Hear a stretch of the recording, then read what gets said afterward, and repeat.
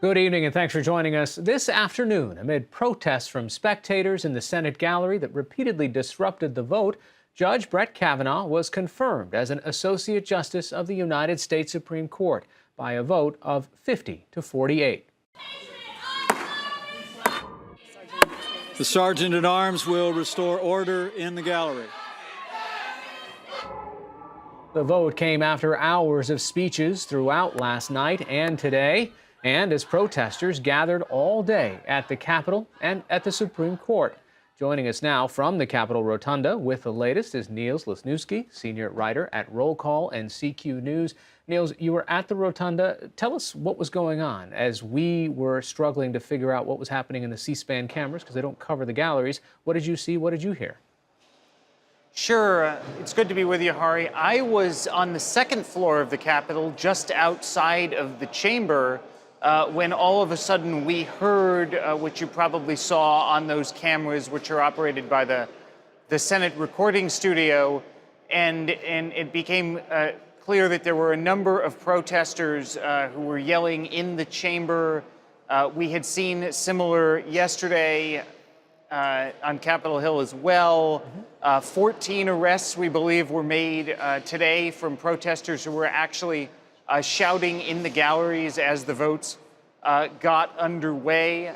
There were more protesters outside who had at one point earlier in the day basically stormed onto the front of the Capitol and some of them actually made their way up the stairs. They were outside the building, but some of them had made their way up a staircase that you normally don't see members of the public on.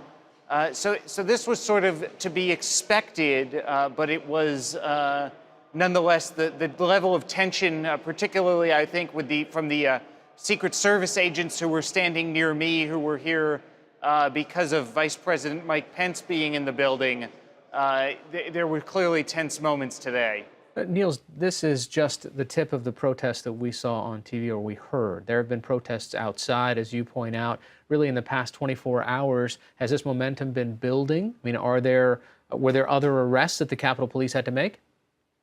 There certainly were. I actually was seeing a lot of arrests being made myself over the last couple of days, including in the atrium of the Hart Senate office building, which is one of the three main office buildings used by the Senate.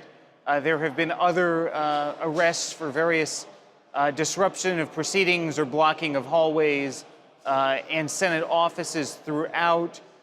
Frankly, because there's a holiday weekend that is upon us, we're probably going to be seeing more protests out in some of the states, and police officers and senators have had extra police officers and security with them, both inside and outside the Capitol complex in recent weeks.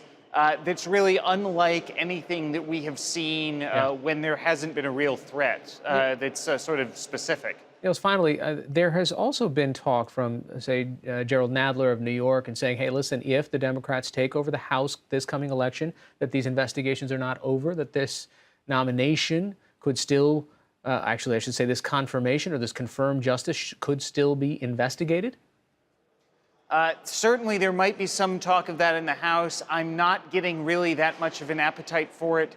On the Senate side, Dick Durbin, the number 2 Democrat who's from Illinois, was telling a group of reporters yesterday that really there's too much work to be done in the coming weeks and probably after the election.